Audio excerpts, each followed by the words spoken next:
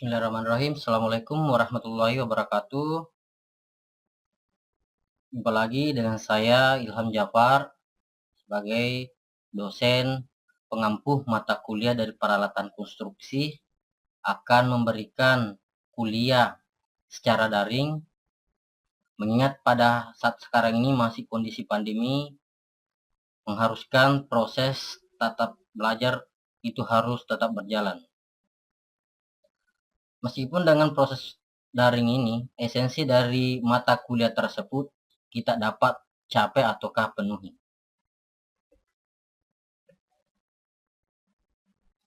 Mata kuliah ini kita akan bahas pada modul alat pemadat ataukah kompaktor. Alat pemadat yang dimaksud di sini adalah alat yang digunakan di dalam penggunaan ataukah pembangunan jalan. Nah, standar kompetensi dalam mata kuliah ini diharapkan bahwa mahasiswa mampu menjelaskan jenis-jenis pemadatan yang dilakukan dalam pembangunan jalan. Selanjutnya subpokok bahasannya itu ada 3. Yang pertama tri-well roller, pivot roller. Dan yang kedua tandem roller, vibraton kompaktor, pneumatic tire roller.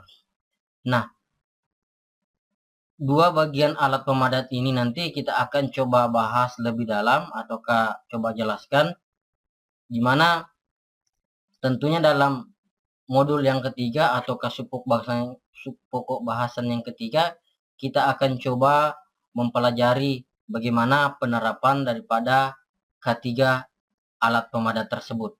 Nah, subpokok bahasan yang ketiga ini kita akan jelaskan dalam pertemuan kali ini dengan harapan subpokok bahasan ini menjadi acuan kepada adik-adik mahasiswa di dalam belajar. Artinya, subpokok bahasan ini tentunya sangat membantu adik-adik mahasiswa belajar secara struktur. Langsung saja kita pada subpokok bahasan pertama, yaitu tri-well roller. Nah, jenis pemadatan ini merupakan salah satu alat berat, fungsinya melakukan pekerjaan secara memadatkan. Tri-well roller ini dari katanya, dari istilah katanya ataukah namanya itu sudah kita membayangkan bahwa tri itu 3. Nah, tri-well roller ini alat berat penggilas dengan roda 3. Nantinya kenapa disebut dalam tri-well roller ini? Karena merupakan alat pemadat dengan prinsip kerja menggilas. Nah, sampai sekarang ini alat ini masih digunakan oleh orang atau pekerjaan pada jalan. Nah, seperti inilah alat daripada tri-well roller. Kita bisa melihat daripada 3 rodanya itu, bagian depan mempunyai 2 roda dan bagian belakang itu 1 roda. Tentunya antara roda depan dan roda belakang itu mempunyai ukuran yang berbeda. Jikalau depan itu terbagi 2 dengan harapan bisa bermanuver ataukah bisa dilakukan penyetelan apabila ingin melakukan belok, dan di belakang itu dia cara kerjanya ataukah cuma tarik lurus. Nah, fungsi daripada alat ini yaitu digunakan untuk memadatkan lapisan yang terdiri dari bahan-bahan berbutir kasar. Misalnya pembuatan jalan makadam. Jalan makadam yang dimaksud di sini adalah jalan yang terdiri dari perkerasan batu. Yang kedua digunakan di dalam memadatkan tanah besar. Biasanya ini silindernya dapat diisi dengan zat cair. Roda belakangnya itu merupakan bagian paling besar ataukah bagian yang diisi dengan zat cair. Bisa juga berupa minyak.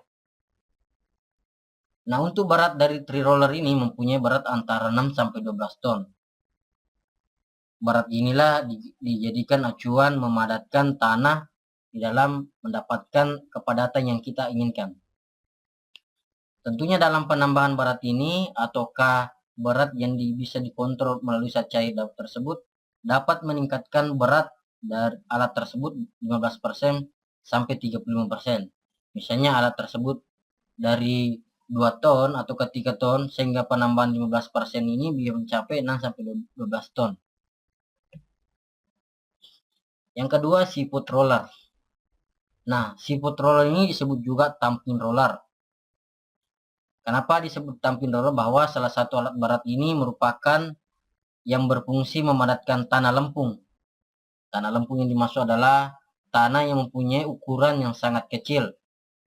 Ataukah biasa juga digunakan penggunaan pemadatan campuran pasir dan lempung. Namun tidak digunakan memadatkan tanah dengan berbutir kasar.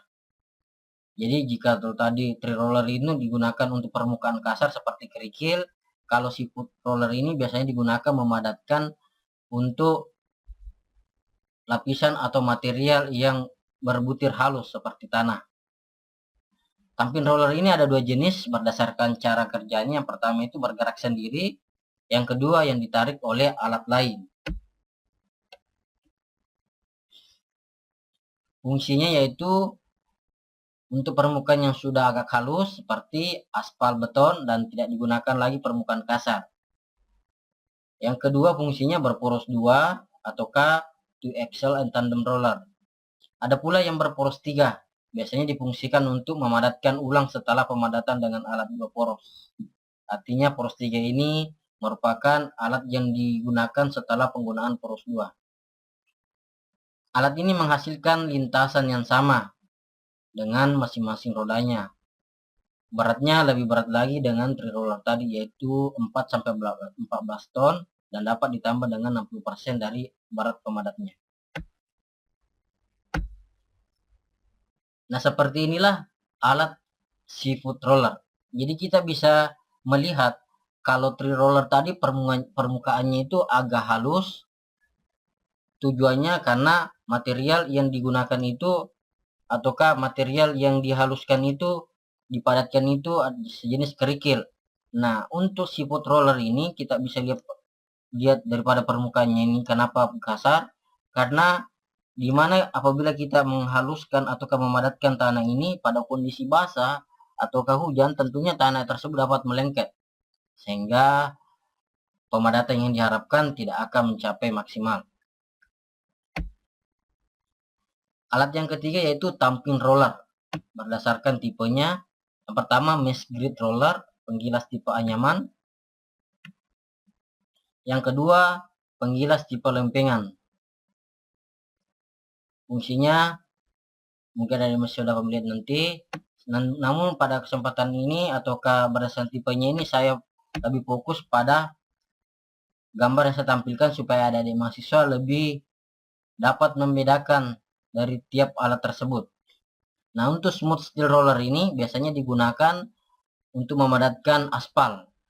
Alasannya bahwa aspal ini biasanya masih memiliki material yang masih panas. Tentunya kita harus menggunakan jenis penggilas yang permukaannya terbuat dari besi.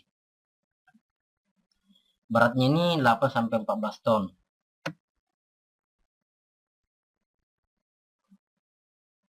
Nah, tipe dan syarat pemadatan itu metodenya di dalam memadatkan tanah ini tentunya mempunyai syarat dan metode. Metode dan syarat ini yang dimaksud bahwa kepadatan yang diharapkan nanti dapat terpenuhi. Misalnya tanah yang tadinya 1 meter, kita ingin mencapai kepadatan dengan maksimal, tentunya akan menjadi rapat sehingga yang tadinya tingginya 1 meter bisa menjadi 80 cm. Nah, metode pemadatan digunakan adalah kneading action atau peremasan, yaitu diharapkan permukaan tanah dapat dilalui tanpa mengalami banyak hambatan. Yang kedua, metodenya yaitu jika permukaan tidak sesuai dengan apa yang kita capai, maka dapat ditarik kesimpulan bahwa roller yang digunakan terlalu berat. Jadi metode ini juga kita harus memperhatikan berat alat yang digunakan. Jangan sampai kita memadatkan tanah yang basah atau lunak, tetapi kita menggunakan alat yang cukup berat ataukah tidak sesuai dengan material tersebut. Itulah tadi kenapa kepadatan ataukah berat dari alat tersebut dapat dikontrol dengan menambah dari pemberat yang bisa dimasukkan berpusat cair. Nah, thumping roller ini baik digunakan untuk jenis tanah lempung yang kedalaman efektifnya pemadatan sekitar 15-25 cm. Jadi tanah ini bila kita melihat penyusutan antara 15 dan 25 cm itu merupakan angka pori yang tadi dalam tanah tersebut dapat keluar dengan prinsip memadatkan. Jadi yang seperti jelaskan, mungkin tingginya bawah 1 meter, setelah dipadatkan akan menyusut 15-25 cm dengan prinsip bahwa tanah tersebut telah padat, di mana sebelumnya mungkin ada angka pori atau kandungan air dalam tanah tersebut. Sedangkan syarat dalam pemadatan, yang pertama itu adalah jumlah lintasan. Jumlah lintasan ini yaitu jenis lapisan memerlukan jumlah lintasan tertentu. Jangan sampai kita memadatkan lapisan permukaan kasar atau kerikil sama kita terapkan dengan permukaan tanah atau tanah lempung yang tentunya sama beda dengan penerapan metode pemadatannya. Yang kedua, syarat dalam pemadatan itu adalah ketebalan lapisan. Tidak akan melebihi kedalaman penetrasi kaki. Maksudnya bahwa bila mana tadi kita menggunakan penggilas tanah yang permukaan kasar itu, bila penetrasinya itu sepanjang 10 cm, tentunya kepadatannya itu kita yang ingin padatkan minimal 50 cm, nanti akan menyusut menjadi 30 cm. Syarat yang ketiga itu kerapatan lapisan harus terpenuhi dan dapat diuji di laboratorium. Nah, setelah kita padatkan ini, bagaimana kita mengetahui daripada apakah lapisan tersebut atau pemadatan tersebut sesuai dengan apa yang kita rencanakan? Maka alat tersebut ataukah sampel tanah tersebut kita bawa ke uji laboratorium untuk menguji. Tentunya uji laboratorium ini kita harus validasi dengan uji lapangan nantinya. Nah, dari syarat pemadatan ini, ketiganya ini dapat kita lakukan ataukah kontrol setelah dilakukan pemadatan. Kita masuk pada pertemuan atau sub pokok bahasan yang kedua, yaitu tandem roller, vibrator, kompaktor, pneumatic tier. Nah, jenis pemadatnya itu adalah tandem roller. Tandem roller ini merupakan alat berat yang biasa digunakan memadatkan tanah untuk pembuatan jalan, sehingga mendapatkan pemadatan yang lurus dan halus. Penggunaan alat ini umumnya bertujuan mendapatkan permukaan yang agak halus. Alat ini mempunyai dua silinder terbuat dari baja, namun bobotnya 8-14 ton, dan penambahan bobot dapat dilakukan dengan menambah air. Itulah tadi. Jadi setiap alat berat tadi yang saya jelaskan ini itu mempunyai suatu roda yang dapat menampung zat cair. Harapannya bahwa zat cair tersebut dapat dikontrol pemberatnya ataukah volume bobot beratnya. Jadi apabila kita ingin memadatkan suatu materi yang lebih padat, tentunya kita menambah berat yang lebih tinggi. Untuk tandem roller sendiri, kita dapat lihat gambarnya bahwa roda depan dan roda belakangnya itu merupakan bagian yang besar. Nah, pada umumnya rodanya itu dapat diisi berupa zat cair untuk memadatkan ataukah menambah berat daripada alat tersebut. Yang kedua, vibratum kompaktor hampir sama kayak siput roller, yang membedakan hanya bagian kaki ataukah permukaan pemadatnya. Nah, vibratum roller bisa kita lihat pada gambarnya bahwa ada dua macam. Apabila kita menggunakan yang material daripada rodanya yang terbuat dari karet, itu umumnya biasa dilakukan untuk memadatkan tanah.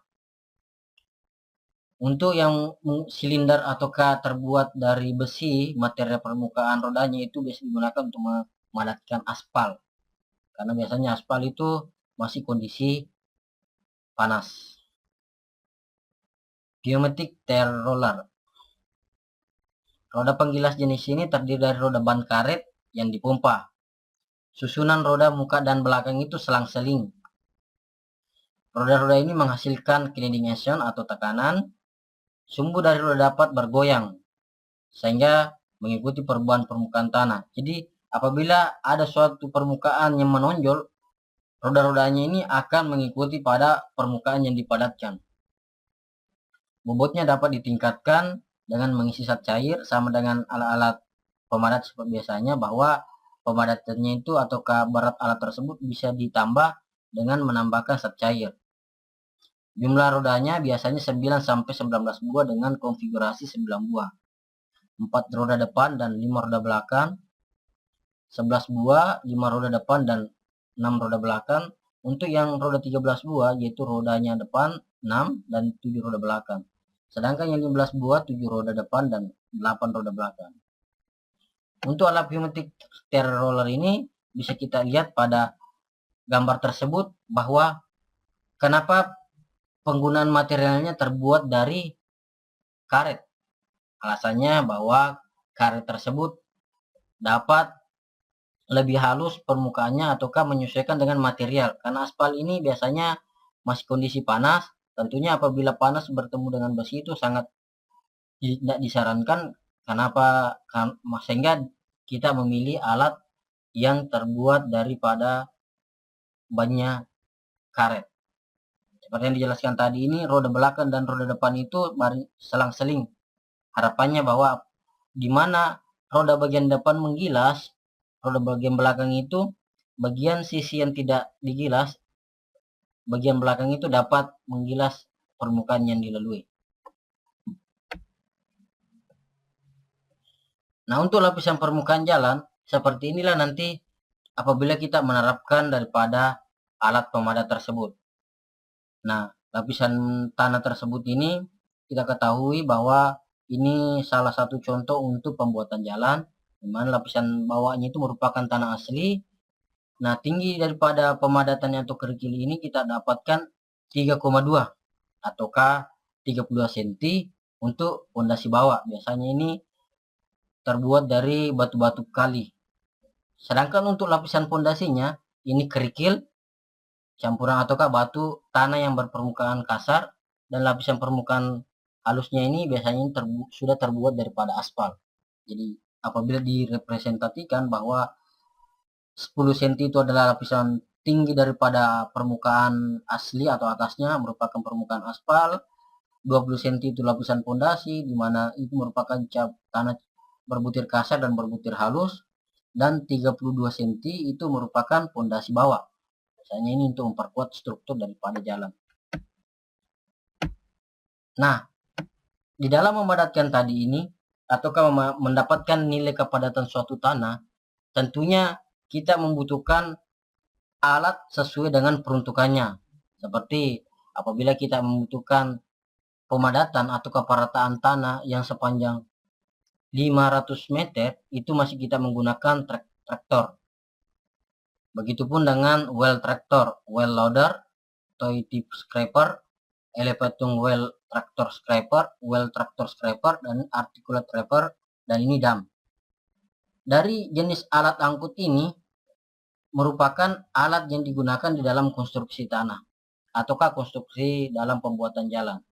Tentunya sebelum kita melakukan pemadatan, alat-alat ini yang sangat berperan di dalam membantu ataukah menyebarkan material yang akan kita padatkan.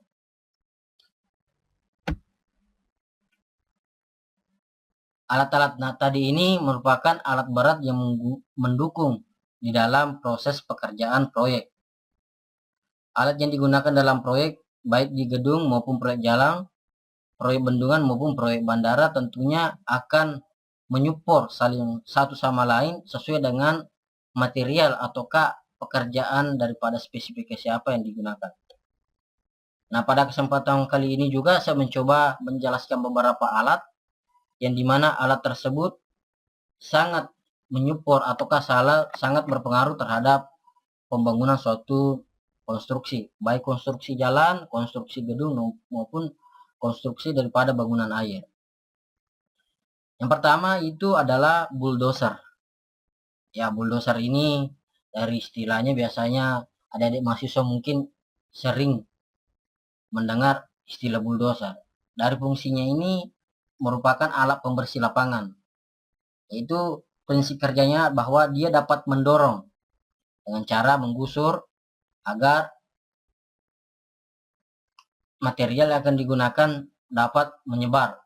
Tentunya ujung daripada bulldozer ini mempunyai pisau dengan harapan di mana akan mendapatkan material yang akan disebar berupa tanah ataukah akar ataukah batu, dia dapat membelah dengan cara blade tadi. Yaitu blade ini adalah dapat memotong dan menggusur material. Yang kedua, scraper. Scraper ini hampir sama dengan bulldozer, namun pada scraper ini membedakannya itu fungsi utamanya dapat digunakan membajak. Jadi alat di belakang ini dia mempunyai suatu alat yang dapat menghamburkan ataukah menghancurkan tanah-tanah asli. Scraper ini memiliki batang baja berujung lancip blade dipasang di bagian belakang. Nah, kalau tadi bulldozer di depan dia tetap mempunyai pisau. Kalau untuk scraper ini dia bagian belakang juga mempunyai pisau untuk menghancurkan ataukah membajak dari tanah yang masih padat. Alat yang ketiga, scraper. Scraper ini merupakan sejenis traktor dengan blade berada di tengah. Blade yang di tengah di sini bahwa semua material yang diratakan tentunya masuk ataukah dalam bak alat tersebut. Nah, tentunya akan disebarkan melalui perataan tadi. Nah, scraper ini berfungsi mengelupas material tanah dan material tersebut kemudian dimasukkan dalam bucket. Jadi misalnya bila mana ada tinggi daripada tanah tersebut yang agak tinggi dan masih asli, dia akan mengupas dan menampung langsung daripada bak yang ada di sini. Beda lagi dengan motor grader. Motor grader ini apabila melihat daripada alatnya bahwa roda bagian depan itu dia dapat bermanuver lebih luas. Harapannya jalan yang ataukah material yang akan diratakan ini dapat terjangkau secara luas. Alasannya bahwa nanti alat pemadat lebih mudah di dalam memadatkan. Karena apabila kita terlalu memadatkan dengan tinggi yang terlalu besar, kepadatan yang diharapkan itu atau yang ingin dicapai akan kurang maksimal. Sama halnya kalau kita ingin memadatkan tadi tanah setinggi 1 meter, tentunya penyusutannya itu bisa 15-25 cm. Nah, bila kita langsung menimbun setinggi 3 meter misalnya, pemadatan setinggi 2 meter tadi ini dia tidak terlalu maksimal. Makanya kita gunakan grader. Ada pula loader. Loader ini dia dapat membawa material tersebut. Nah, loader ini memiliki bentuk yang hampir mirip dengan bulldozer, namun bucket loader dapat diangkat dengan ketinggian tertentu. Dengan harapan sebagai alat pemuat, loader juga dapat digunakan material tanah yang telah terurai atau tidak keras. Jadi ini loader biasa digunakan apabila ingin memindahkan material dari suatu tempat ke tempat lain yang tentunya jaraknya mungkin bisa dijangkau. Nah, selain itu pula loader ini dapat menyuplai ataukah memberikan memuat material dari tumpukan ataukah bagian yang telah kita tumpuk mengangkut ke bagian mobil dam. Ini loader ini yang jangkauannya tidak terlalu jauh ya. Jadi apabila mungkin 1-500 meter loader ini bisa karena volume dari loader ini agak cukup besar, lebih dari 1 kubik pastinya. Tentunya dengan alat ini untuk secara skala kecil.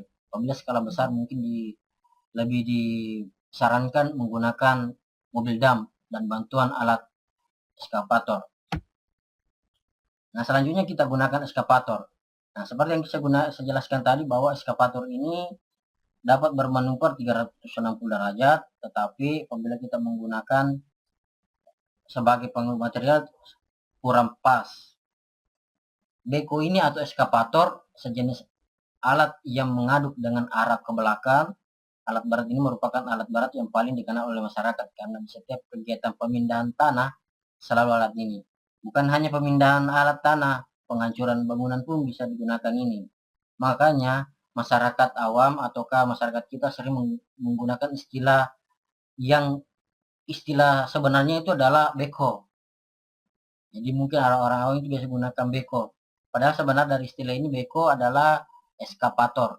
Nah, tapi dengan orang lokal menyingkat dari beko menjadi beko. Mungkin ada di mahasiswa sering mendengar istilah beko, inilah istilah ataukah alat yang dimaksud. Selanjutnya pokok bahasan yang terakhir yaitu penerapan K3 pada alat-alat pemadatan. Sebagai pendahuluan, untuk jasa konstruksi memiliki potensi bahaya tinggi. Nah, penggunaan alat berat ini kita harapkan dapat meminimalisir para pekerja yang menggunakan alat tersebut. Nah, dengan adanya hal tersebut maka dipergunakan program keselamatan dan kesehatan kerja yang meliputi proyek kantor, proyek site, dan area pendukung lainnya. Nah, tersedianya sistem manajemen keselamatan kesehatan kerja atau Occupational Health and Safety atau istilah yang disingkatnya SMK3, di mana sistem ini diperlukan untuk menurunkan insiden ataukah penyakit akibat kecelakaan kerja sehingga tercipta tempat kerja aman dan sehat. Nah, K3 ini kita harapkan bahwa adik-adik mahasiswa dapat mengetahui bahaya yang ditimbulkan di dalam penggunaan alat pemadat. Jadi bahaya-bahaya ini kita coba minimalisir dengan menerapkan K3. K3 yang dimaksud adalah keselamatan dan kesehatan kerja.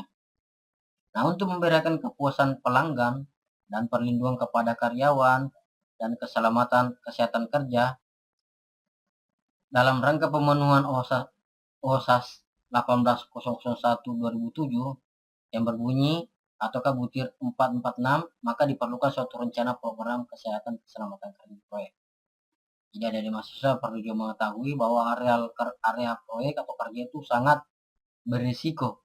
Makanya ketika kita melakukan suatu kunjungan itu kita sebelum melakukan suatu kunjungan, kita melakukan suatu izin, minimal kita sebelum masuk lokasi bertemu terhadap security atau satpam.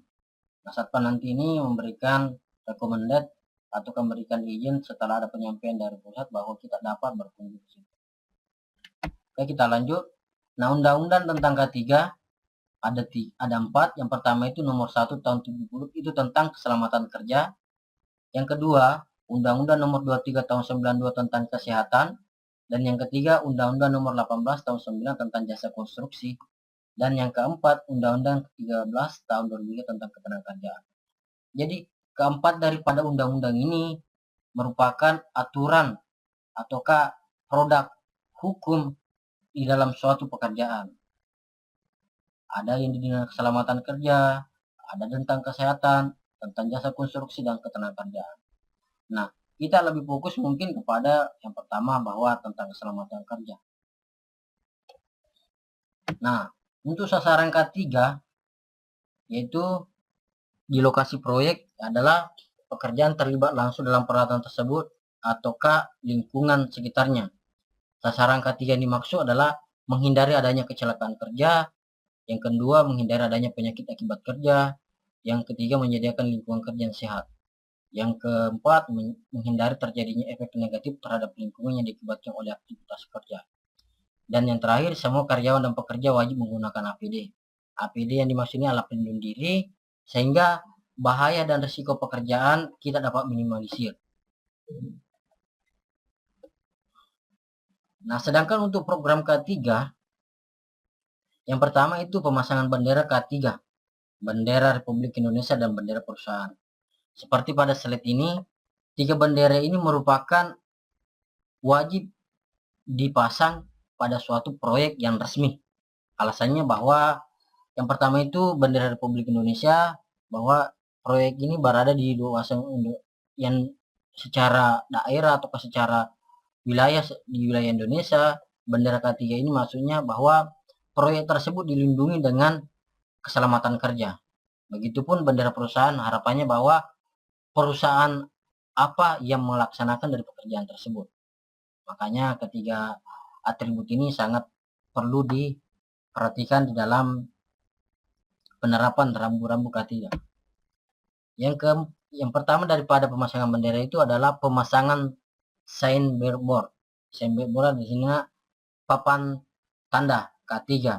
Di mana papan tanda K3 ini informan itu ataukah orang yang berada di lokasi pekerjaan tersebut dapat mengetahui apa sih kewajibannya, apa sih larangannya, apa sih peringatannya daripada pekerjaan tersebut. Nah, biasanya ini simbol ini merupakan rambu atau simbol K3.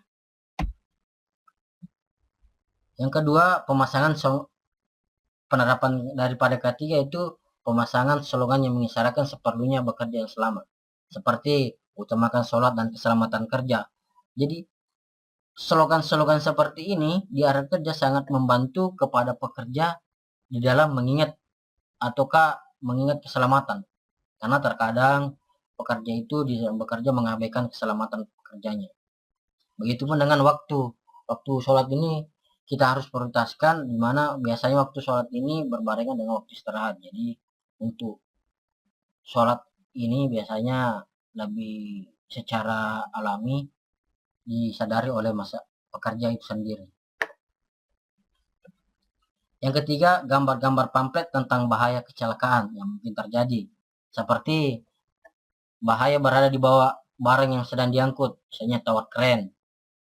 Itu cara minimalisasinya bahwa menggunakan helm, resiko kejatuhan barang, dan kecelakaan tertimpa barang. Jadi dengan menerapkan gambar-gambar pengingat atau bahaya kecelakaan, pekerja dapat meminimalisir daripada kecelakaan kerja. Contoh lain pada gambar selanjutnya itu selalu gunakan alat pelindung diri atau APD. Nah, dulunya ini seorang engineer atau pekerja di suatu proyek, tetapi karena dia sudah mengalami kecelakaan kerja sehingga pada pekerjaan tersebut ditolak untuk bekerja. Nah, setelah 20 tahun kemudian atau tidak sampai 20 tahun setelah ada kecelakaan kerja tersebut, dia beralih profesi pembajak. Nah, dengan adanya pekerjaan ini ataukah pengingat tanda-tanda ini, pekerja lebih mengingat terhadap risiko yang dialami di lokasi pekerjaan. Nah, peralatan untuk K3, yang pertama itu sarana peralatan untuk K3 terdiri dari yang melekat pada orang lain atau kepada diri sendiri. Saya kira ini lebih menyebut kepada alat APD, topi helm, sepatu safety, rompi, sabuk pengaman, sarung tangan, masker, kacamata, obat P3K, dan pelampung. Sedangkan untuk sarana peralatan lingkungan seperti kantor proyek, untuk briefing, gudang bahan bakar, ruang genset, bengkel, gudang bahan peledak, mes karyawan, tentunya untuk tempat tinggal dan bermalam, barak tenaga kerja, gudang material, tiap lantai bangunan proyek pada saat pekerjaan casting dan finishing. Dan yang ketiga, rambu-rambu peringatan meliputi peringatan bahaya dari atas seperti yang ditampilkan tadi, bahaya benturan, peringatan bahaya longsoran, peringatan bahaya api atau kebakaran, petunjuk batas ketinggian dan material, larangan memasuki area tertentu, dan larangan membawa bahan berbahaya, peringatan untuk memakai alat pengamanan, dan peringatan ada alat mesin yang berbahaya. Jadi penggunaan rambu-rambu dalam K3 ini baik di alat maupun di dalam gedung itu sangat diharapkan. Makanya jangan heran ketika suatu proyek itu sering ada tanda yang mengingatkan pekerja. Karena sering saja pekerja itu sudah asik bekerja, mereka mengabaikan daripada keselamatan seperti penggunaan sepatu safety. Sepatu safety ini untuk menghindari barang-barang yang dia sendiri angkut bisa saya jatuh. Itulah penggunaan safety dalam pekerjaan. Nah, tentunya untuk mengidentifikasi bahaya K3 ini khusus untuk alat berat, pertama untuk jenis dump truck atau kamolen, identifikasi bahayanya bagaimana sih? Ya, jadi kita mengidentifikasi dalam bahaya K3 ini, jadi kemungkinan untuk dump truck ini menabrak, bisa saja selip dan terguling. Nah, bagaimana cara pengendalian risikonya? Yaitu minimal sebelum beroperasi kita harus pengecekan daripada spare part dari penggunaan kendaraan tersebut, seperti perbaikan rutin kendaraan, pengecekan rem, ataukah kualifikasi daripada supir. Yang kedua, bulldozer. Bagaimana identifikasi? Yaitu kemungkinan bisa menabrak atau terguling. Pengendaliannya yaitu dibuat batasan area kerja operasi alat bulldozer, dipasang rambu-rambu peringatan, hati-hati jaga jarak, instruksi kerja operasional bulldozer, dan seleksi operator saat penerimaan. Jadi yang keempat ini merupakan bagian pertama atau poin penting di dalam merekrut suatu operator operator daripada alat berat atau bulldozer. Dan yang ketiga, peralatan aspal mixing. Ini sudah melampaui bara pemadatan pada permukaan. Identifikasinya yaitu dalam waktu lama dapat merusak sistem pendengar dan gangguan pernapasan. Nah, seperti kita tahu, aspal kan mempunyai bau, penggunaan alatnya juga agak ribut, maka pengendalian risikonya harus disosialisasikan kepada masyarakat sekitaran pembangunan. Pekerjaan dilengkapi menggunakan alat pelindung diri seperti safety, seperti helm, masker, sepatu safety, sarung tangan. Memasang jenis rambu atau sambo yang ketiga sesuai dengan SOP. Dan yang keempat, penggunaan peralatan aspal sprayer. Ini samaan dengan poin 4. Ini pengaruhnya kesehatan mata dan pernapasan. Pengendalian risikonya itu dilengkapi APD, memasang jenis rambu-rambu yang mengingatkan kepada pekerja. Dan yang terakhir kebetulan tertampil tertutupi oleh gambar saya bahwa penggunaan vibrator kompaktor tandem roller. Yang ini kita fokus pada pemadat. Identifikasi daripada bahaya risikonya adalah menabrak. Ya, kemungkinan menabrak atau menggilas. Nah, pengendaliannya harus penyuluhan K3, pekerjaan dilengkapi APD, dan memasang jenis rambu.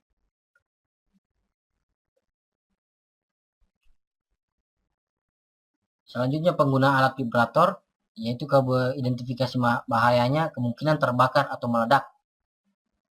Cara pengendalian risikonya adalah pekerjaan dilengkapi dengan menggunakan APD, memasang rambu-rambu.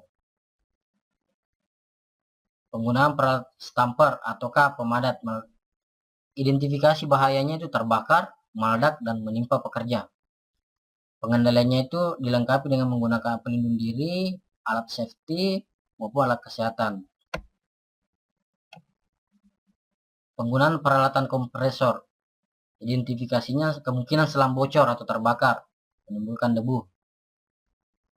Cara pengendalian risikonya yaitu dilengkapi APD, begitupun dengan alat pelindung kesehatan, APK. Penggunaan peralatan genset, terbakar atau meledak, ini lebih mengarah ke penggunaan bahan tambah ataukah bahan pendukung di dalam pekerjaan konstruksi. Saya kira untuk pengendaliannya sama dengan APD dan APK. Nah, di dalam pembangunan konstruksi jalan yang kita bahas tadi, inilah alat yang telah kita jelaskan bahwa untuk material pemadatan tanah itu cenderung menggunakan atau ke permukaan yang kasar. Rasanya bahwa tanah yang dipadatkan ini tidak cenderung melengket kepada permukaan. Nah, untuk material berbutir kasar seperti ada tanah yang ukuran besar, ini menggunakan permukaan halus. Alasannya bahwa tanah yang ukurannya padat dan besar nanti dapat lebih rata dengan ukuran tanah.